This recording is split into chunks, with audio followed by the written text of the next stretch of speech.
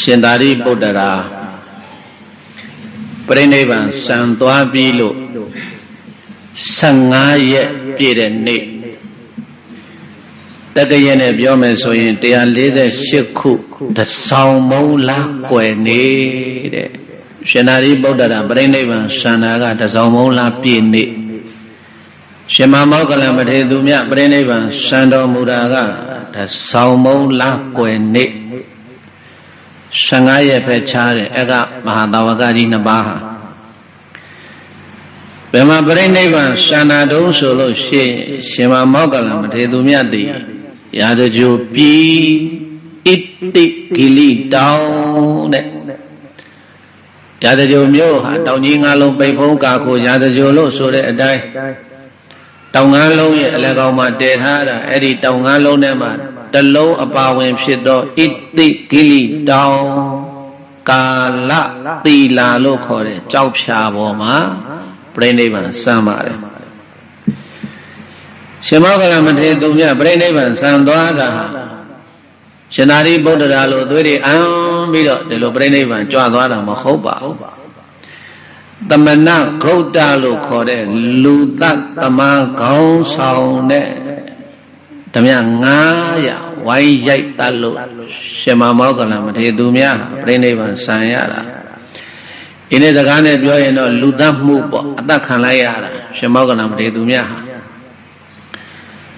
အဲ့တော့ရှင်မောကလမထေရသူမြသူတော်ဘာလက်ချက်နဲ့ယဟန္တာကြီးပြိဋိဘံစံသွားရတာဘာကြောင့်လဲလို့အကြောင်းရှာလို့ရှိရင်ဘေးတိုက်အကြောင်း2ချက်တွေ့ပါတယ်အကြောင်းဘယ်နှချက်တွေ့လဲတစ်ချက်ကပိဿုပံအကြောင်းတစ်ချက်ကတော့အတိတ်အကြောင်းအဲ့တော့ပိဿုပံအကြောင်းဆိုတော့ပိဿုပံအကြောင်းအတိတ်ကအကြောင်းအကြောင်းနဲ့အကျိုးဆိုတာအမြဲတမ်းတွဲပြီးတော့နေတာပဲအဲ့တော့ပရမအကြောင်းကပိဿုပံအကြောင်းအရာလေးကိုဘုန်းကြီးတို့ပြည့်တာပေါင်းတော်ကောင်းတို့ကိုသိအောင်ဘုန်းကြီးနည်းနည်းလေးပြောမယ်ရှင်မမောကလမထေရသူမြတ်ကြီးသည်တကောအရာမှာမြတ်စွာဘုရားကလွဲရင်အတုမရှိသောဣဋ္ဌိမန္တလို့ခေါ်တဲ့ဣတတဲ့ဘွယ်သူဂုဏ်ကိုရရှိထားတဲ့ပုဂ္ဂိုလ်ကြီးဖြစ်တဲ့တွဲကြောင့်မို့လို့ရှင်မောကလမထေရသူမြတ်သည်တဲ့မနက်ပိုင်းတော့ဘယ်မှမကြွဘူးမနက်ပိုင်းဆွမ်းခံကြွမနက်ပိုင်းဆွမ်းခံကြွပြီးတော့ဆွမ်းစားလို့ပြီးတာနဲ့ရှင်မောကလဘယ်တက်သွားလဲဟိုးနတ်ပြည်ကိုတက်သွားတယ်တကူရှိတဲ့ပုဂ္ဂိုလ်တို့ဟဲ့နတ်ပြည်ရောက်စေဆိုချက်ချင်းစိတ်ထဲကြံလိုက်တယ်နတ်ပြည်ရောက်သွားတယ်နတ်ပြည်ရောက်သွားပြီဆိုလို့ရှိရင်တနေ့လို့နတ်ပြည်မှာနတ်သမီးနတ်သားတွေရဲ့ဘုံမိတ်မာနေရှောက်ကြည့်ပြီးလို့ရှိရင်အဲ့ဒီနတ်သမီးတွေကိုမေးနတ်သားတွေကိုမေးနင်တို့ပဲကုသိုလ်ကောင်းမှုနဲ့နတ်ပြည်ရောက်တယ်လေ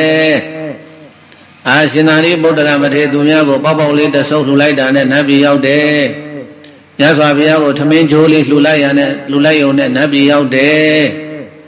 အဲ့ဒီလိုနတ်သမီးနတ်သားတွေကသူတို့ရဲ့ဘဝဖြစ်တော်ရှင်တွေကိုရှင်မောကလမထေရသူများကိုခေါ်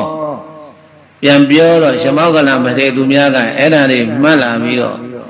မနေ့ဆောင်းငံသွားလို့ရှိရင်ဆောင်းငံအိမ်တွေမှာရှင်မောကလကတရားဟောတယ်သူကဆောင်းငံကြွားရင်းနဲ့ဟေးမနေ့ကတော့ငါနေသွန်းစားပြီးတော့နတ်ပြည်တက်သွားတယ်နတ်ပြည်ရောက်တော့နတ်သမီးလေးဘုံမေးမှနေတဲ့ခြံရံပြီးတော့နေတာတွေ့တော့ငါသွားပေးကြည့်တယ်အမေကြီးကျယ်ကျယ်ကုသိုလ်ဘာမှလုပ်တာမဟုတ်ဘူးမြတ်စွာဘုရားကိုထမင်းချိုးလေးလှူလိုက်တာနဲ့နတ်ပြည်ရောက်တယ်အာကိုဆရာသာသနာတဲ့ဗါတယ်လေဘေးသားရဲ့ဗုဒ္ဓရှင်တော်မြတ်ဘုရားရဲ့သာသနာတော်ကြီးနဲ့တွေ့နေတဲ့အချိန်ကကာလမှာအကိုရာရပြီအကိုရာရအောင်ရှာကြလို့အဲ့ဒီလိုရှင်မောကလမထေရသူမြတ်ကဆောင်းငံသွားရင်လည်းနတ်သမီးနတ်သားတွေအကြောင်းအရာတွေကိုဟောညနေပိုင်းရောက်ပြီဆိုရင်ရှင်မောကလကငရဲပြီဆင်းသွားတာမြေရှိုးမိုးပြန်တကောဇံအဘိညာဉ်မှာဣဋ္ဌိမန္တဣတတဲ့ရထားသောရှင်မောကလသည်ညနေစောင်းပြီဆိုရင်ပျောက်သွားပြီမရှိတော့ဆင်းသွားတော့ငရဲပြီဆင်းသွားတာငရဲပြီဆင်းသွားပြီးတော့ငရဲခံရတဲ့ပုဂ္ဂိုလ်တွေကိုမေးတယ်ဟဲ့နင်တို့ဘာလို့ငရဲရောက်တယ်လဲအဲ့ဒါငရဲခံနေတဲ့ပုဂ္ဂိုလ်တွေကိုမေးတော့များသောအားဖြင့်တော့ဘေးသားကြီးအဲ့ဒီမှာဘသူတွေနဲ့သွားတွေ့တုံးဆိုတော့မိစ္ဆာဒိဋ္ဌိအယူရှိသောဒိဋ္ဌိဆရာကြီးတွေကိုကိုးကွယ်တဲ့ ဒိဋ္ဌိတပည့်တွေပဲအများဆုံးသွားတွေ့ရတယ်။ဘာဖြစ်လို့ဒိဋ္ဌိတပည့်တွေကိုမိစ္ဆာဒိဋ္ဌိရဲ့တပည့်တွေကိုသွားတွေ့ရအောင်ဆိုလို့ရှိရင်မိစ္ဆာဒိဋ္ဌိအယူဝါဒမှာနတ္ထိမာတာနတ္ထိပိတာအမေဆိုတာမရှိဘူးအဖေဆိုတာမရှိဘူးမိစ္ဆာဒိဋ္ဌိဝါဒက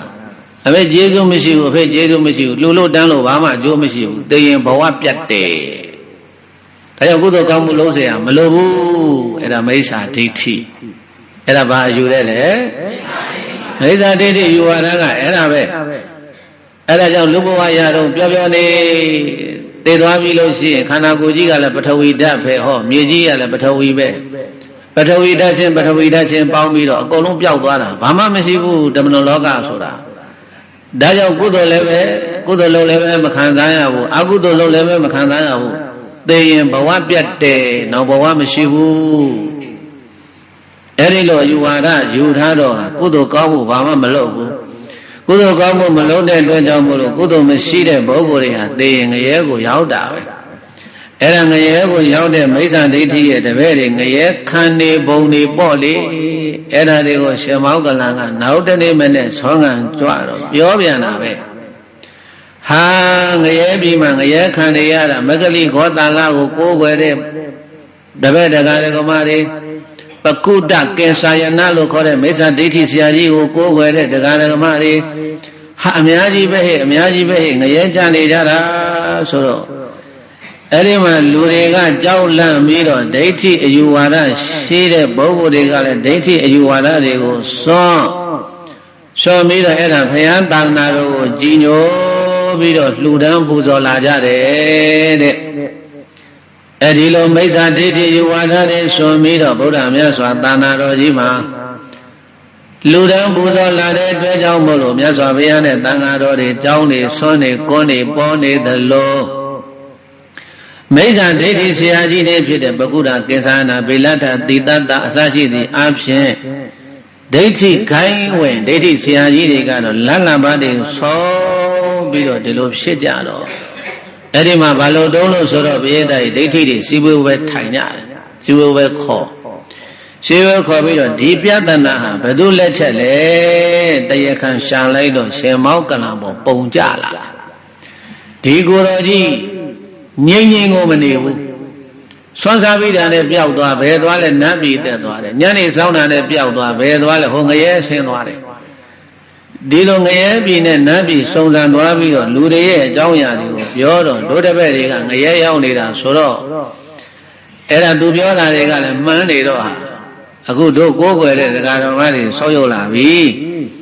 အဲ့ဒီတော့ဒီကိုယ်တော်ကြီးသတ်ပြမှအေးမယ်လို့ဒိဋ္ဌိရှိဝေပွဲမှာရေးသားရဲ့အဲ့ဒီလိုဆုံးဖြတ်ချက်တွေချရောချတော့ဒီကိုယ်တော်ကြီးကတကိုးကြီးတယ်နော်တောင်တောင်နဲ့တတ်ဖို့လို့မလွယ်ဘူးအဲ့တော့လူသတ္တမငှားကြဆိုတော့ရာဇကြိုးမှာလူသတ္တမလိုက်ငှားတာရေးသားရဲ့အဲ့ဒီလူသတ္တမကြီးရဲ့နာမည်ကသမဏဂုတ်တာတဲ့ဘယ်သူတဲ့လဲသမဏဂုတ်တာလို့အမည်ရတဲ့လူသတ္တမနဲ့သူတို့အဲ့ဒါမိစ္ဆာဒိဋ္ဌိဆရာကြီးတွေဈေးစကားပြောကြတယ်ဘုန်းကြီးတစ်ပါးတတ်ပေးရမယ်ဘယ်လောက်ပေးမလဲကိုတော်တို့ဆယံငွေ1000ဆယံပေးတာ1000အေးတကယ်လို့အဲ့ဒီဘုန်းကြီးကိုတတ်လို့အောင်မြင်သွားပြီဆိုရင်နောက်ထပ်1000ပေးမယ်ဒါပေမဲ့မဲဟောငါတခုတော့ပြောမယ်တော့အဲ့ဒီကိုတော်ကြီးကဘုရားသာသနာတော်မှာမြတ်စွာဘုရားပြီးလို့ရှိရင်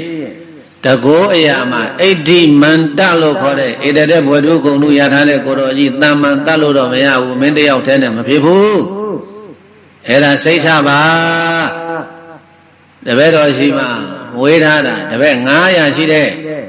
ဒီကောင်းပြီအဲ့ဒါဆိုလို့ရှိရင်မင်းကောင်းဆောင်ပြီးတော့အဲ့ဒီ900နဲ့သွားပြီးတော့တဘယ်မှာတရင်သုံးနေတော့ဆိုတာကိုငါတို့စုံစမ်းပေးမယ်ဆိုပြီးတော့အဲ့ဒါဒိဋ္ဌိဆရာကြီးတွေကရှင်မောကလံဗမာတရင်သုံးနေတာတော့လို့စုံစမ်းလိုက်တဲ့အခါကျတော့ဣတိဂိရိတောင်းတဲ့ကာလသီလာလို့ခေါ်တဲ့ကြောက်ပြကြီးမှာသွားပြီးတော့ရှင်မောကလံကတရားသွားမှတ်တာအဲ့ဒါဣတိဂိရိတောင်းမောကိုရောက်အောင်တက်တယ်ဘယေတရဲ့အဲ့ဒီသမဏဂုတ်တခေါင်းဆောင်တဲ့ဓမြ900တို့လူသသမား900တို့ပါ တောင်ပေါ်တဲတော့ရှင်မောကလန်ကသိတယ်ငါတတ်ဖို့တော့လာနေပြီကဲတတ်ဖို့လာတဲ့ကောင်ကြီးတွေးကြသေးတာပေါ့ကွာဆိုပြီးတော့ရှင်မောကလန်ကတကိုးနဲ့ဖြောက်ထားတာဣတိဂိရိတောင်ပေါ်တဲကြောက်ဖြာကြီးပေါ်သွားကြည့်ဘယ်ဘုံကြီးမှမတွေ့ဘူးဟိုရှာဒီရှာမတွေ့ဘူးပြန်လာတော့မိုးချုပ်တော့နောက်တနေ့မနေ့သွားရှာတယ်မတွေ့ဘူးနောက်တနေ့သွားရှာတယ်မတွေ့ဘူး6ရက်ကြာတယ်မရင်တိုက်ဘယ်နှရက်ကြာလဲ6ရက်တိတိရှင်မောကလန်ကတကိုးတော်နဲ့ကွယ်ထားတာလုံးဝမမြင်ရဘူး9ရက်မြောက်တဲ့နေ့ကျတော့ရှင်မောကလန်ကဂိုင်း9ရက်တော့ပြည့်ပြီဒီနေ့လည်းတကိုးနဲ့ကွယ်အောင်မယ်ဆိုပြီးတော့ဖတ်ဆိုတကိုးတခါနဲ့ကွယ်လိုက်တာမပြောက်တော့ဘူးခန္ဓာကိုယ်ကခန္ဓာကိုယ်ဘယ်လိုမှမပြောက်တော့နန္ဒောပဏန္ဒနဂါမင်းကြီးကိုဆုံးမနိုင်တော့တကိုးတွေနန္ဒောပဏန္ဒနဂါမင်းကြီးကိုဆုံးမနိုင်တော့တကိုးတွေတရားမင်းကြီးရဲ့ဝေဒယန္တနံပြတကိုခြေမနဲ့ညှပ်ပြီးတော့တတ်တတ်ခါအောင်လှုပ်နိုင်တော့တကိုးရှင်ကြီးရှင်မမောကလမထေရသူမြတ်ဟာ9ရက်ပြည့်တဲ့နေ့ကျတော့ပြည့်တဲ့တကိုးတွေအာနေကုန်ပြီတဲ့တကိုးဖြောက်လို့မရတော့ဘူးတဲ့ဘာဖြစ်လို့ရှင်မောကလမထေရသူမြတ်အဲ့ဒီလိုတကိုးဖြောက်လို့မရတာတော့ဆိုရင်အဲ့ဒါကအတိတ်ဝတ္ထုလာလိမ့်မယ်ပိဿုပန်ဝတ္ထုကရှင်မောကလန်ကိုမနာလိုလို့မိစ္ဆာဒိဋ္ဌိတွေကသတ်တာလူသတ်သမားငါပြီးတော့အဲ့ဒါနဲ့9ရက်မြောက်တဲ့နေ့ကျတော့ကာလသီလကြောက်ဖြာပေါ်မှာဒီတိုင်းငုတ်တုတ်ကြီးထိုင်တမလင်ခွေထိုင်မေးရတယ်ထိုင်မေးလိုက်ရတော့လေအဲ့ဒီမှာထိုင်မေးလိုက်တဲ့အခါကျတော့မှသမဏဂௌတဥဆောင်တဲ့လူသတ်သမား900တို့ဟာဘိလိုပြေးတိုင်းဓာတ်နဲ့မခုတ်ဘူးဒုတ်တင်နဲ့ကြီးရိုက်တာလေဝစိန်ဒုတ်တွေပါလာတဲ့ဝရင်ဒုတ်တွေဝါစိန်ကိုခုတ်ထားတာအဲ့ဒီဝစိန်ဒုတ်တွေနဲ့သမဏဂௌတကခေါင်းကိုအရင်ရိုက်ကြံတဲ့တပည့်တွေကလက်ပင်တွေဖြာရိုက်လက်မောင်းတွေရိုက်ကြောကုန်းတွေရိုက်ရင်ပါရိုက်ခါငုတ်တုတ်ပေပြီးဒီတိုင်းခံရတယ်အဲ့ဒါမလုံးဖြစ်သွားတော့ဆိုလို့ရှိရင်ဒီလူ900နဲ့တယောက်ဝိုင်းရိုက်လိုက်တဲ့ရှင်မောကလန်မထေရသူများရဲ့ခန္ဓာကိုယ်တွေကအရှိုးတွေကစိတ်စိတ်ညက်ညက်ကျေပြီးတော့စကွဲအိတ်ကြီးလို့ဖြစ်သွားတယ်ခန္ဓာကိုယ်ကြီးခွေခောက်လို့ကိုရတယ်အဲ့လိုစကွဲအိတ်ကြီးလို့ဖြစ်နေတဲ့ခန္ဓာကိုယ်ကြီးကိုခွေခောက်မပြီးတော့ဘယ်လိုလုပ်ခဲ့တော့ဆိုခြုံမောကိုပြစ်တင်ခဲ့တာသေပြီဒီကိုယ်တော်ကြီးဒီလောက်မှတော့သေပြီဆိုပြီးတော့အဲ့ဒီမှာဘွေတို့ပြေးတိုင်းသမဏဂௌတခေါင်းဆောင်တဲ့လူသားသမားတွေကလည်းပဲအဲ့ဒါတောင်ပေါ်ကနေပြန်ဆင်းတကယ်တော့အဲ့ဒီအချိန်မှာရှင်မောကလမထေရသူမြတ်ဒီပြိဋိဘံမဆံသေးဘူးတဲ့ပြိဋိဘံဘာဖြစ်လို့မဆံသေးတာတုံးဆိုရင်မြတ်စွာဘုရားထံမှာသွားပြီးတော့ပြိဋိဘံဆံဖို့လို့ခွင့်မတောင်းရသေးလို့အဲ့ဒါကြောင့်မို့လို့ရှင်မောကလမထေရသူမြတ်ဒီ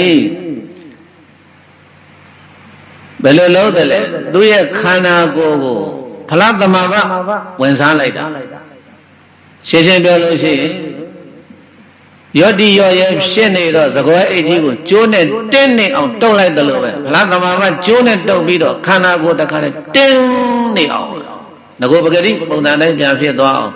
ရှင်မောကလမထေရသူများဒီဖန်ဆင်းလိုက်တယ်တဲ့အဲ့ဒီလိုခိုးသား900တို့လူသားသမား900တို့ဝိုင်းရိုက်ပြီးတော့ခံရတဲ့အကြောင်းကတော့ဘုရားတိုင်ကိုအတိတ်ကိုပြန်မရမယ်အဲ့ဒါကအတိတ်အကြောင်းရှင်မောကလန်အလောင်းမျိုးကောင်းသားသည်တဲ့တခုသောဘဝဗာရဏသီပြည်မှာမြတ်မမြင်မိဘနှစ်ပါးကိုပြုစုလှုပ်ကြွေးရတဲ့လူဆင်းရဲတဲ့မဆာယတနာစာယတနာပြုစုလှုပ်ကြွေးအလုတ်သွားလို့ပြန်လာချက်ပြုတ်အမေတို့ဖေတို့ကိုလျှော်ဖို့ပေးရေချိုးပေးသမင်းကျွေးအိမ်မှုကိစ္စကိုအပြင်စည်းဝါးရှာတဲ့ကိစ္စကိုအဲ့ဒီလိုရှင်းရှင်းရဲရဲနဲ့မိဘနှစ်ပါးကိုမျက်စိမမြင်တော့မိဘနှစ်ပါးကိုရှင်မောကလန်လောင်းမျိုးကောင်းသားတွေပြုစုလှုပ်ကြွေးပါတယ်အဲ့ဒီလိုပြုစုလှုပ်ကြွေးနေတဲ့ရှင်မောကလန်လောင်းမျိုးကောင်းသားကိုမျက်မမြင်မိဘနှစ်ပါးကသားလေးပင်မလိုက်တာမနဲ့အစောကြီးလှုပ်သွားကမန္တရံပြန်လာရလာတဲ့ဆန်းလေးနဲ့ချက်ပြုတ်တို့ကျွေးရေမိုးချိုးအဝိစားလဲပေးတို့ဆွန်နာတဲ့ကျင်ကြီးကျင်ငယ်လေးသုတ်တယ်ပြီးတဲ့အခါကျတော့ညနေစာအတွက်အပြင်ကိုထွက်ရှာ အိမ်မှုကိစ္စကိုအပြင်ကိစ္စကိုနှစ်ခုလုံးလုပ်ရတာတို့သားလေးပင်မနဲ့ရှင်မရေတခါကြီးကဒကမကြီးကိုပြောပင်မတော့တော်ကဘယ်လိုလုပ်ပေးကြလို့တို့သားလေးလည်းအရွယ်ရောက်လာပြီအိမ်ထောင်ချပေးရရင်ကောင်းမယ်တဲ့ဘာထောင်နဲ့လဲပရိသတ်ရေအိမ်ထောင်တဲ့အိမ်ထောင်ချပေးရရင်ကောင်းမယ်ဒါနဲ့သားလေးခေါ်ပြောတယ်သားရေလာပါဦးဒီနာငါသားလည်းအရွယ်ရောက်ပြီပြည့်စုံရဆောင်းရှောက်ရလှုပ်ကြွေးရဒါကတစ်မျိုးအပြည့်ထွက်စီးပွားရှာဒါကတစ်မျိုးပြန်လာတော့လည်းပဲတို့ပြုစုရတာကတစ်မျိုးဆိုတော့နှစ်ယောက်တာဝန်ကိုငါသားတစ်ယောက်တည်းထမ်းနေတာနဲ့တူးနေတယ်အဲ့ဒီတော့သားရေအဖေါ်တစ်ယောက်ရှာအိမ်မှုကိစ္စကိုမင်းအမျိုးသမီးကိုခိုင်းမင်းကအပြင်ကိစ္စတွေဆောင်ရွက်အဲ့ဒါဆိုမင်းလည်းသက်သာမယ်အဲ့ဒါဘိုးကြီးနဲ့ဘွားကြီးကရှင်မောကလန်အလောင်းကိုပေါ့အိမ်ထောင်ပြုဖို့လို့ပြောတဲ့အခါကျတော့ရှင်မောကလန်အလောင်းမျိုးကောင်းသားလေးကမေတို့ဖေတို့ကလည်းမျက်စိနှကွင်းအလင်းမရတတ်တေကလည်းချီတဖြည်းဖြည်းနဲ့သေတယ်ကိုနီးနေပြီအဲ့ဒီတော့မေတို့ဖေတို့သက်ရှင်နေသမျှကာလပတ်လုံးတာပြည့်စုံလုပ်ကျွေးမယ်မရယူပါသားယူပါနဲ့ဒီစကားမျိုးတွေကိုနောင်ကိုဘယ်တော့မှမပြောပါနဲ့လို့အဲ့ဒီလိုစကားအပီးပိတ်လိုက်တာပိတ်လိုက်တော့ဘုန်းကြီးနဲ့ဘွားကြီးကမပြောတော့ဘူးငြိမ်းသွားကဲမပြောတော့ဘူးမပြောနဲ့ဆိုလည်းမပြောပါဘူးမောင်ရဲ့ရှိပါစေတော့ပေါ့အဲ့ဒါနဲ့မေးလောက်ပြီးတစ်လလောက်နှစ်လလောက်နေတော့တခါဒီဥစ္စာကထလာပြန်ရောဘုန်းကြီးနဲ့ဘွားကြီးတွေကသူ့သားလေးကြည့်ပြီးတော့ဆင်းရဲလိုက်တာငါသားလေးဒုက္ခရောက်လိုက်တယ်ပင်ပန်းလိုက်တာနဲ့တခါအိမ်အောင်ပြုတ်ဖို့လို့ထပြောဒီလိုပဲရှင်မောကလန်အလောင်းကညင်းတာပဲပြေးတယ်နောက်တော့ဘုန်းကြီးနဲ့ဘွားကြီးတွေကဘာဖြစ်လာတော့လို့ဆိုတော့ငါသားအမေတို့အဖေတို့ကိုစိတ်ချမ်းသာစေခြင်းသလားဟောဒီမိကုန်းတစ်ခုထုတ်တယ်ဟာအမေတို့ဖေတို့ကိုစိတ်ချမ်းသာစေခြင်းလို့သာပြုစုနေတာပဲအေးအမေတို့ဖေတို့ကိုတကယ်စိတ်ချမ်းသာစေခြင်းငါသားဆင်းရဲဒုက္ခရောက်နေတာပင်ပန်းတာကိုမကြည့်ရဘူးအဲ့တော့အမေတို့ဖေတို့စိတ်မချမ်းသာဘူးစိတ်ဆင်းရဲနေတယ်အဲ့တော့သားပါလို့ပေးရမယ်ငါသားမိမမြန်မြန်ယူဒီလိုတိုက်တွန်းတာအဲ့ဒါငါသားကမိမမီဘူးဆိုလို့ရှိရင်တော့ဖြင့်အဲ့ဒါအမေကသွေးတိုးယောဂရှိတယ်ဒိုင်းကနေဆိုလဲပြီးတော့သေသွားနိုင်တယ်အဖေကနှလုံးယောဂရှိတယ်ဒိုင်းကနေဆိုသေသွားနိုင်တယ်ဒီကနေ့ကစကားနဲ့ပြောတာဟိုတုန်းကတော့သွေးတိုးလုံးလုံးရှိချင်မှရှိမှာပေါ့အဲ့ဒါစိတ်ချမ်းသာစေခြင်းလားဆိုတော့စိတ်ချမ်းသာစေခြင်းပါတယ်ဆိုတော့ဂိုင်းဒီလောက်တောင်မှအမေတို့ဖေတို့ကသားကိုအိမ်အောင်ချပေးခြင်းနဲ့ဆိုရင်အိမ်အောင်ပြုတ်မှအမေတို့ဖေတို့စိတ်ချမ်းသာမယ်ဆိုလို့ရှိရင်အမေတို့ဖေတို့ရဲ့စိတ်ချမ်းသာရေးကိုတွေးလို့သားခေါင်းငိမ့်လိုက်ပြီအဲ့ဒါခေါင်းငိမ့်လိုက်တဲ့အခါကျတော့ဘိုးကြီးနဲ့ဘွားကြီးကအဲ့ဒါသူတို့သဘောတူတဲ့မျိုးသမီးလေးတယောက်နဲ့လက်ထပ်ပေးလိုက်တဲ့ဆိုလိုက်ကြဆိုဘိသရဲ့အဲ့ဒါလက်ထပ်ပေးလိုက်တဲ့အခါကျတော့ချွေးမလေးအိမ်ပေါ်ရောက်လာတာပေါ့အိမ်ပေါ်ရောက်လာပြီးတော့ရှင်မောကလန်လောင်းမျိုးကောင်းသားကအပြင်မှာစီးပွားထွက်ရှာလို့ဖေလို့ရတဲ့စီးပွားစတိတဲ့လက်ထက်အသနိတဲ့ကချက်ပြုတ်ကျွေးမွေးမြဲမမြဲအဲ့ဒီအဖိုးကြီးဘွားကြီးတွေကိုပြုစုပါတယ်အစောပိုင်းတော့ကတော့ပြုစုတယ်ပရိသတ်ကြီးတော်တော်လေးကိုပြုစုပါတယ်သူလည်းမဆိုးပါဘူးချွေးမဆိုတဲ့အတိုင်းပဲချွေးကိုမပေးတာပဲအဲ့ဒါပြုစုရင်နဲ့ကြာတော့ဘာဖြစ်လဲ1လ2လ3လ4လ5လ6လ9လ10လတစ်နှစ်ရောက်လာတော့နေတိုင်းကြီးမျက်စိမမြင်တဲ့လူဆိုတော့ရေချိုးလဲတွဲခေါ်သွားတာတယောက်တည်းကိစ္စပြီး2ယောက်လုံးပြီးတော့ဝဲစားလဲပေးရအဖွားကြီးတနခါလိမ့်မေးရအဖိုးကြီးအဝိုးကိုပေးရတော့ကြထမင်းစားမယ်ဆိုပြင်းမေးရတော့ကြဟာရှုပေါက်ရှင်နဲ့တွဲပြီးလိုက်ဖို့ရတယ်ဆိုတော့ကြာတော့ဘာဖြစ်လဲညီးညူလာတယ်ကြာတော့ဘာဖြစ်လဲမင်းတိုင်းအေးအဲ့ဒါပဲကြာတော့ညီးညူလာတာပဲအဲ့ဒါအိုရင်မကောင်းဘူးအိုရင်ကောင်းလားမြတ်စွာဘုရားကဇရာဒုက္ခတဲ့ဘာဒုက္ခတဲ့လဲအေးအိုတာမကောင်းဘူးဘုရားတိုင်အဲ့တော့ဟိုမှာဘာပြောနေလဲအိုဒုက္ခဘာဒုက္ခလဲဘုရားတိုင်ဒီလူအို2ယောက်ကိုပြုစုနေရတဲ့ဒီချွေးမဘယ်လိုဖြစ်လာလဲကြာတော့ညူဆူလာတယ်ကြာတော့ဘာဖြစ်တယ်လဲအေးညူဆူလာတယ်ပထမပိုင်းကတော့အမေတဲ့ဩချွေးမဆိုတာဒီတိုင်းပဲအိမ်ပေါ်ရောက်ခါသားကတော့အမေတော်ကြတော့အမေကနေဘာဖြစ်လာလဲအဖွားကြီးအခေါ်ပြောင်းလာတာ ဘာပြောင်းလာတာလဲအခေါ်ပြောင်းလာတာတော်လေးကြာတဲ့အခါကျတော့ဘယ်နဲ့ဖြစ်နေအိမ်ကဟာမကြီးတွေသူတို့အလုပ်ကိုရှုပ်တယ်မအားဘူးဒီလိုဖြစ်လာတာအဲ့ဒါရှင်မောကလကောင်းဒီဆင်းရဲသားလေးကလည်းလေတော်လိုက်တာငါမရအလိမ္မာလေးရထားတယ်ပြုစုနေတော့ငါတော့ဘယ်လိုလှုပ်လာတော့လို့ဆိုတော့ဘယေသားကြီးဒီမိဘနှစ်ပါးကိုပြုစုရတဲ့ဒီချွေးမကညူစုလာတဲ့အခါကျတော့ယောက်ျားအလုတ်သွားနေတဲ့အချိန်နဲ့သမီးရဲ့မေတို့ဖေတို့ရေချိုးခြင်းတို့ဒီဘိုးကြီးနဲ့ဒီဘွားကြီးကရှုံးပြန်ပြီဒီမှာမိဖို့တဲ့ချက်လို့မပြီးသေးဘူးတော်တို့ကတမျိုးဟာဆူပူကြိမ်မောင်ဆဲဆိုသူမိဘမှမဟုတ်ဘဲနဲ့ကိုအဲ့ဒါတခါတည်းလှုပ်တော့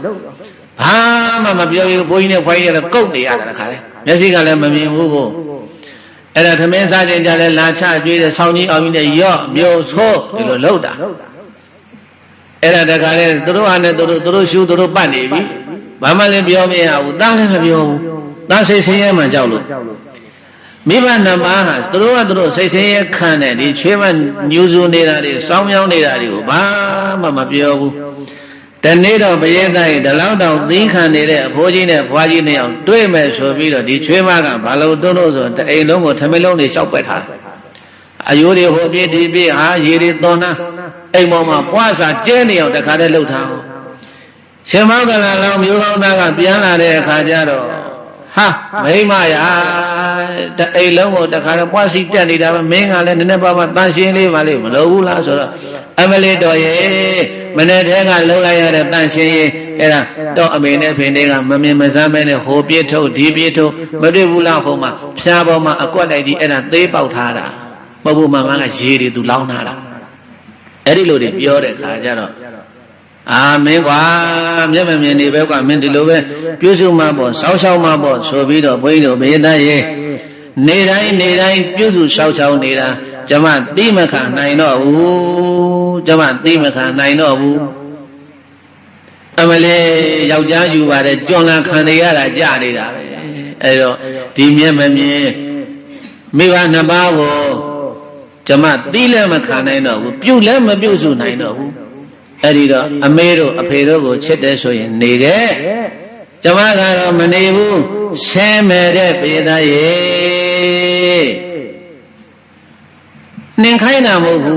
နှင်ခိုင်းတာမဟုတ်ဘူးသူဆင်းမယ်လို့ပြောတာဒီလောက်တောင်မိဘရှင်နေခဲ့အမလေးကိုရွှေချစ်ကြီးရဲ့ကိုမျိုးချစ်ကြီးရဲ့နေခဲ့ကျမတော့မနေဘူးဆင်းမယ်ဒီလိုပြောရင်ဒီလိုပြောတဲ့အခါကျတော့မေတ္တာတည်းချွေးမှဖြစ်တဲ့သူကရောက်ခမနဲ့မတက်လို့ကနွယ်ကြရတဲ့လင်းကိုပြောလိုက်တယ်ဆိုရင်ပဲအဲ့ဒီအချိန်မှာဘယေသားရဲ့မေတ္တာနဲ့ကိလေသာတဲ့ဘာနဲ့လဲအားပြိုင်မှာဘာလို့မှလဲ1500ကိလေသာနဲ့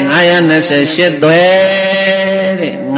928သွဲမေတ္တာနဲ့1500ကိလေသာအားပြိုင်ပြီးတော့လွန်ဆွဲတာဘယေသားရဲ့ဘသူကနိုင်သွားတယ်1500ကနိုင်သွားတယ်ဘသူကနိုင်သွားလဲတခါလဲငိုကြီးကျမနဲ့ပြောကျမမနေဘူးဆင်းမယ်ကျမမနေဘူးဆင်းမယ်အဲ့ဒီလိုပြောတဲ့အခါကျတော့ဘယေသားတည်းရဲ့မေတ္တာခြင်းကလည်းမတူဘူးအမေတို့ဖေတော်မှာထားတဲ့မေတ္တာ928သွဲနဲ့မေတ္တာဇနီးမယားသမိသားပေါ်မှာထားတဲ့မေတ္တာက1500ဟောကကိလေသာဒီကမေတ္တာကိလေသာဆိုတာအပူမေတ္တာဆိုတာအေးအဲ့ဒါနဲ့မယားလက်တို့ပြီးတော့တူတူလေးပြောကဲဘယ်လိုလုပ်မလဲဒါကြောင့်မယားကခိုင်းတာမဟုတ်ဘူးသူ့ဟာသူအကြံပေါက်သွားတာသူ့မိမသူချစ်တော့မနဲ့ကြတော့လှဲပြင်မယ်လှဲပြင်ပြီးတော့မေတို့ဖေတို့ပြောမယ်တော့ဘယ်လိုပြောမလဲအေးမေတို့ဖေတို့ဆွေတွေမျိုးတွေကမှားနေတာကြာပြီ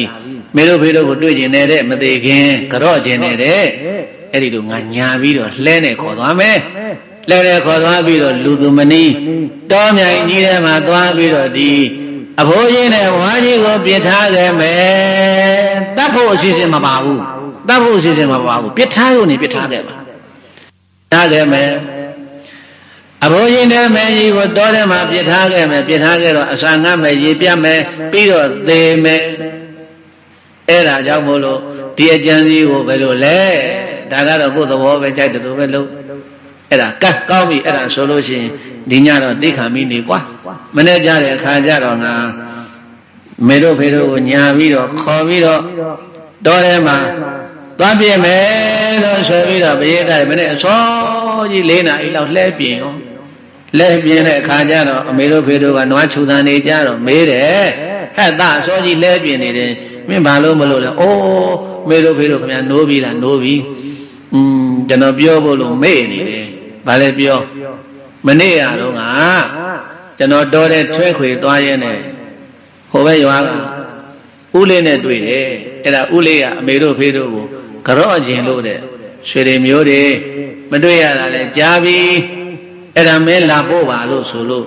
အဲ့ဒါအမေတို့ဖေတို့အနိုးသားဆောင်နေတာအဲ့ဒါသွားကြဆိုဟဲ့ဟုတ်သားပဲတို့လည်းမရောက်တာကြားပြီမေကြီးရေသွားမယ်ဘုန်းကြီးရေအဲ့ဒါဆိုရင်လည်းပဲကဲအဲ့ဒါဆိုလို့ဝေစားလဲပြီးတော့မျက်မမြင်မိဘနှစ်ပါးကိုဘယတတိအဲ့ဒါလဲပေါ်မှာတင်ခေါ်ပြီးတော့ရှင်မောက်ကလအလောင်းသည်တဲ့တောထဲမောင်းသွားတာဘယ်မောင်းသွားတာလဲမျက်မမြင်မိဘနှစ်ပါးကိုဖယားတဆုခုတလုံးကဲ့သို့ယောသေးမြန်တို့ပြုစုလုပ်ကြွခဲ့ပါတော့လဲပဲဘယတတိအခုချိန်မှာမဖက်လိုက်လို့မိုက်ဖက်ပါတဲ့ဗါတယ်လေဘယတရဲ့တော်တယ်ကိုရောက်လဲရောက်ရောအချိန်နေကြည့်တဲ့ချက်ခုတ်သမားတွေဘာတွေလာမလားမလာသေးဘူးစောကြီးရှိသေးတာဟိုမနေ့၄နိုင်ခွဲလောက်ကြီးထွက်လာတာလဲရကြည့်လိုက်တဲ့အခါကျတော့ဘယ်သူမှမရှိလူရှင်းနေရောလူရှင်းနေတော့အိမ်ကစီစဉ်သွားတော့ကတမျိုးတော်တယ်မှာဒီတိုင်းပြစ်ထားခဲ့မလို့နောက်တော့ကိုင်းမထူးပါဘူးဒီတိုင်းပြစ်ထားလဲသေမှာပဲအခုတလည်းသေမှာပဲအဲ့တော့သေတာချင်းတူတူမြန်မြန်သေတာကောင်းတယ်သေတာချင်းတူတူဘယ်လိုသေတာကောင်းလဲမြန်မြန်သေတာကောင်းတယ်အဲ့တော့မထူးတော့ဘူးတော်ရရင်လည်းသေမှာ9ရက်ပြည့်လည်းသေမှာအစားနိုင်မတော့နိုင်အစားတော့ပြပြီးတော့သေမှာပဲအဲ့တော့ဝတ်ခံရလိမ့်မယ်မထူးဘူးအဲ့တော့သတ်တာကောင်းတယ်သတ်တာကောင်းတယ်ဆိုတော့ဘယ်လိုသတ်မလဲသတ်ပုံတန်လေးကငါသတ်ရင်တော့ဖြင့်ဒီတိုင်းကြီးရိုက်တတ်ရင်ဖြစ်သေးဘူးအဲ့တော့သခိုးဓမြအောင်ဆောင်းပြီးတော့သူတို့မှမျက်စိမမြင်မဲနဲ့ကိုသခိုးဓမြအောင်ဆောင်းပြီးတော့တတ်မယ်လို့ဆိုပြီးတော့ဘယတတ်တွေအဲ့ဒီမှာအတန်ဖြတ်တာဘာဖြတ်တာလဲအတန်တုလောက်တာပေါ့ဟိုးအတန်ကြီးအကျယ်ကြီးနေဟိုးရှိကတန်တုလောက်ပြီးဟာကြောက်ပါတယ်ခင်ဗျာကြောက်ပါတယ်ခင်ဗျာအတန်လေးကတစ်မျိုးလောက်လာတယ်မင်းတို့ဘာသာတွေကုန်ထုံးဟာကျွန်တော်တို့ဘာမှမပါဘူးခင်ဗျာဘာမှမပါဘူးခင်ဗျာဒီလိုပေါ့ဘုန်းကြီးတွေဝိုင်းတွေကမေအမေဓမြတွေဟုတ်လားဟုတ်တယ်အမေဒုက္ခပဲငါသားဘယ်လိုလုပ်ကြမလဲဘယ်လိုလုပ်ကြမလဲရှိတာကုန်ထုံးဘာမှမရှိပါဘူးခင်ဗျာဟာပြောနေကြတဲ့ရိုက်กว่าဆိုပါလာတဲ့ဘယက်သားရေနွားမောင်းနဲ့ကြိမ်လုံးနဲ့တခါတော့ခေါင်းကြီးပိတ်ဆော်တာအမေရောဖေရောနှစ်ယောက်လုံးခေါင်းကြီးပိတ်ဆော်တော့အမေတို့ဖေတို့ကဘယ်သိမလဲတကယ်ဓမြထင်တာပေါ့တခါတည်းကြောတွေလှိမ့်ရိုက်ဒီသက်ကြီးရွယ်ဝသက်80ကျော်တွေဟိုးဘွားကိုဘယ်နဲ့ဆက်ရိုက်ရမှာတော့လို့လေပင်ဖြာရိုက်ကြောကုန်းတွေဖြာရိုက်သူတို့လုံနေတာကြည်စမ်းယဟန္တာအလောင်းဘာအလောင်းလဲဘယသားကြီးဒါကြောင့်ပုထုဇဉ်ဆိုတာအမှားမကင်းဘူးပုထုဇဉ်ပါတယ်လေပုထုဇဉ်ဆိုတာအမှားမကင်းဘူးဘယသားတဲ့မှားတတ်တယ်မှားတတ်လားမမှားတတ်ဘူးလားမှားတတ်တယ်ပုထုဇဉ်ဆိုတာအမှားမကင်းဘူးအဲ့ဒီလိုဓမြတွေဝင်ရိုက်တဲ့ပုံစံမျိုးနဲ့အမေနဲ့အဖေနဲ့ကိုရိုက်တဲ့အခါကျတော့အမေလုံးတဲ့ဓမ္မကြီးကမိဘတို့ရဲ့မေတ္တာဟာကြည်စံပရိသတ်တွေသူ့ကိုဒီလောက်ရိုက်နေနေတာကိုဓမ္မကြီးကဆုတောင်းပေးနေတာသူ့သားကိုမြန်မြန်ပြေးတော့လူသသမားတွေအမေတို့ကိုရိုက်ချင်းရိုက်ပါစေငါသားလေးကိုမရိုက်ပါစေနဲ့ငါသားလေးကနုနုငယ်ငယ်အရွယ်ကလည်းချစ်စပွဲဒါကြောင့်ငါသားအသက်သိမခန်းနဲ့မြန်မြန်ပြေးလို့ဆိုပြီးတော့မြဲမယ်နဲ့မိခင်အိုကြီးကသူ့သားလေးကိုဓမြတွေရိုက်မှကြောက်လို့အဝေးကိုနှင်တာဘာဝမတွဲမနေနဲ့တော့ပြေးတော့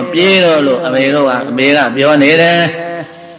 မလဲမိဘမေတ္တာတည်းကြီးပါလားဆိုပြီးတော့အဲ့ဒီမှာတာဝေကရပြီးတော့အမေတို့အဖေတို့မငိုရနဲ့တော့ဓမြတွေလည်းပြေးကုန်ပြီအဲ့တော့ရိုက်ထားနှက်ထားတာတွေကလည်းမနေဘူးရိုက်တော့ကတော့အသေးရိုက်တာ အဲ့ဒါတခါတည်းအရှိုးတွေထင်ကောင်းတွေကွဲတော်တယ်မှာဆေးမြစ်တွေဘာတွေရှာပြီးတော့အုံပြီးတော့လိမ့်ပြုစုပေးပြီးတော့လဲပြန်မောင်းလာလဲပြန်မောင်းလာတော့အိမ်ရောက်ပြီးဆိုလိုက်ကြပါစို့အိမ်ရောက်တဲ့အခါကျတော့ဇနီးလုပ်တဲ့ပုဂ္ဂိုလ်ကမေးတယ်ဘယ်လိုလဲပြောတော့အမေတို့ဖေတို့ကိုလူသူမနီတော်ကြီးတဲ့မှာအဆန်ငါလိုပဲသေးသေးရေးပြလိုပဲသေးသေးဘယ်လိုဖြစ်လို့ပြန်ခေါ်လာတာလဲငါရဲ့အမေတို့ဖေတို့ဟာဒါလောက်ရိုက်နေနေတဲ့ဂျားတဲ့ကနေပြီးတော့ငါ့ကိုလွတ်အောင်ပြေးတော့လို့ဆိုပြီးတော့ပြောတဲ့အတန်းဟာငါနားတဲ့ကမထွက်ဘူးဒါကြောင့်မို့လို့မိဘနှစ်ပါးကိုငါမရက်စေချင်တော့ဘူးအဲ့တော့မင်းမပြုစုရင်လည်းမင်းအိမ်မော်ကဆဲငါမိဘနှစ်ပါးငါတယောက်တည်းခါတိုင်းဒီတာဝန်ကြီးထမ်းနေတာငါပြုစုနိုင်တယ်ဆိုပြီးတော့ပြောပြီးတော့ဘုရားတတ်တဲ့အဲ့ဒီမှာအမျိုးသမီးအိမ်မော်ကနှင်းချအမျိုးသမီးအိမ်မော်ကဆင်းသွားအဲ့ဒီဘဝမနေလို့သေတဲ့အခါကျတော့ရှင်မောကလအလောင်းဒီတိုက်ငရဲသွားတယ်ဘယ်သွားတယ်လဲငရဲကိုဆင်းသွားတယ်တဲ့ဒါတော့အသေးသေသွားရင်အနန္တရိယကံကြီးထိုက်ပြီးတော့ဟိုမဟာဝီစီငရဲမှာခံရမှာမဟာဝီစီငရဲတော့မရောက်ဘူးငရဲတော့ငရဲပဲဝီစီငရဲကြီးကိုရောက်မသွားဘူးအသက်သေးအောင်မတတ်တဲ့အတွက်ကြောင့်မို့လို့အဲ့ဒီလိုမိဘနှစ်ပါးကိုလှုပ်ခဲ့တဲ့ကံကြီးဟာတတ်ခဲ့တဲ့အနာတရဖြစ်အောင်လှုပ်ခဲ့တဲ့ကံကြီးဟာအခုယဟန္တာကြီးဖြစ်လဲဖြစ်ရောတပနာဂௌတလို့အမည်ရတဲ့ဓမြဘိုလ်ကြီးခေါင်းဆောင်တဲ့လူသားသမားတွေတတ်သွားပြီးတော့အယိုးတွေကရွှေစီညင်ညင်ကျေပြီးတော့ဖွဲ့အိတ်ကြီးလို့ဖြစ်ခြုံပုတ်ပေါ်ပြစ်တင်ထားတဲ့ခန္ဓာကိုယ်ကြီးအဲ့တော့မှဖလားသမဘဝင်စားပြီးတော့ဒီခန္ဓာကိုယ်ကြီးကိုထိန်းတယ်ခန္ဓာကိုယ်ကြီးကိုထိန်းပြီးတော့ပြန်မှတ်ပြီးဆိုတဲ့အခါကျတော့မှဣတိကိလိတောင်းဝေါ်ကနေပြီးတော့မြတ်စွာဘုရားရှင်ကိုရမသတင်းသုံးတော်မူပါဖြစ်တဲ့ဝေလူဝန်ရွှေเจ้าတို့ကောင်းကင်ကနေပြီးတော့ပြန်လာတယ်ကောင်းကင်ကနေပြန်လာပြီးတော့မြတ်စွာဘုရားခြေတော်ရင်းရောက်တဲ့အခါကျတော့မှဘုရားရှင်ကိုရမကိုလျှောက်တယ်မြတ်စွာဘုရားတပည့်တော်ပြိဋိဘံဆွမ်းဝင်ပြုတော်မူပါတော့လို့ဘုရားရှင်ကိုရမထံမှာခွင်တောင်းတော့ဘုရားရှင်ကိုရမကจิตตาတဲ့သင်လို့လက်ဝဲရအက္ခသာဝကဆိုတာနောက်မှဘုရားသာသနာတော်မှာငါဘုရားရဲ့သာသနာတော်မှာတွေ့ရဖို့ဆိုတာမလွယ်ဘူးဒါကြောင့်မို့လို့သင်ညီတွေနောင်တော်တွေကိုจิตตတရားဟောခဲ့ပါအောင်လို့မြတ်စွာဘုရားရှင်ကိုရောမြတ်ကအဲ့ဒီလိုမိန့်တော်မူတော့တန်ဃာတော်တွေတရားဓမ္မတွေကလည်းပဲဝိုင်းအုံပြီးတော့ရောက်လာကြတယ်ရှမောက်ကလန်ကြီးကြွလာတယ်တဲ့မသိဘူးဟိုအဖြစ်ဖြစ်တွေကိုရှမောက်ကလန်ကြီးကြွလာတယ်တဲ့မကြွဆွဘူးအကြွအထူးဘာကိစ္စများလဲမြတ်စွာဘုရားထံရှောက်နေတဲ့ပြိဋိဘံဆွံဖို့လို့အရေးသူ့မှာကာယကံဝစီကံမနောကံပြစ်တင်ရှိရင်ခွင့်လွန်ပေးပါလို့တောင်းမှလျှောက်ထားနေတာနေကြားတော့မှပုရိသေတန်ဃာတော်တွေကရှင်သာရိပုတ္တရာပြိဋိဘံဆွံသွားတာမှ15ရက်ပဲရှိသေးတယ်အခုတကလက်ဝဲတော်ရဖြစ်တဲ့ရှင်မောကလန်လည်းပြိဋိဘံဆွံအောင်မယ်ဆိုတော့ဟာအဲ့ဒီမှာဝမ်းနဲ့ပက်လက်ဖြစ်ပြီးတော့ငိုကြွေးကြအဲ့ဒီလိုငိုကြွေးနေတဲ့ပုဂ္ဂိုလ်တွေကိုမြတ်စွာဘုရားရှင်ကိုရောမြတ်ကတရားဟောပါအောင်လို့မိန့်တော်မူတဲ့အခါကျတော့ရှင်မောကလန်မထေရသူမြတ်ကကောင်းငယ်ကိုပြန်တက်သွားတယ်တဲ့ကောင်းငယ်ကိုပြန်တက်သွားပြီးတော့ရှင်သာရိပုတ္တရာကြီးကြော့သူလိုထမ်းတဆင့်ပြန်တက်သွားပြန်ဆင်းလာဘုရားကြော့ထမ်းတဆင့်ပြန်တက်သွားအဲ့ဒီလိုနဲ့ထမ်း9ဖြားတိုင်တိုင်း9ကြိမ်တိတိမြတ်စွာဘုရားကိုကြော့ပြီးတော့ကောင်းငယ်ရန်ကနေပြီးတော့တကိုးတွေပြပြီးတော့အနိစ္စဝတ္တဥပ္ပန္နံဗုဒ္ဓဝါဗုဒ္ဓသာဝကံဒသဝတုံမေမသောစိထကရောထပုံညမုဒ္ဓမံအာဟုသောငါရှင်ဖယားယဟန်များတို့အာဟုသောငါရှင်ဖယားယဟန်များတို့ဥပ္ပန္နကံကိုပင်အကြောင်းပြုတဲ့ခန္ဓာကိုတစ်ခုရဲ့လို့ဖြစ်ပေါ်၍လာကြကုန်သောဗုဒ္ဓဝါလောကရခရိုင်မှာပြိုင်ပွဲမရှိမုန်နေထောထားရှင်တော်ဘုရားတို့သည်၎င်းဗုဒ္ဓသာဝကံအဖဖယားတရားမိခင်ဖွားမြင်တုံလအမြတ်ခေါ် ဖယားသားတော်တို့သည်၎င်းအနိစ္စဝတ္တသင်္ခါရနဲ့တလျောက်မှာဘယ်လိုပင်တကူကြည့်တော်လဲမိုးသည်မိုးပေါက်တွေကျွေကြသလိုနေရမည်စိတ်မဆွဲပါနဲ့မမြဲလေကုန်စွာတကားတသမထို့ကြောင့်တုံမဲသောကကိုလက်ခံကိုညီးတံကြွကြွညောင်းပူလျံတက်ပွားရှင်ဘုရားတို့သည်သင်တို့သည်မသောစိတ်ထားမျက်ရည်မဆိုးမျက်နှာမညိုပဲမယုံမဖိတ်အငိုတိတ်ကြပါကုန်လောဥဒ္ဓမကျိုးမင်းချူယုံမင်းအမောများဆုံးလည်းဖြစ်ပေထသောပုံညာနောက်တန္တရာကိုယ်ပဲပါကိုလွန်စွာဖွင့်ပြကုသိုလ်မျိုးကိုကရောထာတေယေနေယေစိစိတွဲ၍မနေမကြပြုလို့၍နေကြကုန်ရာသတည်း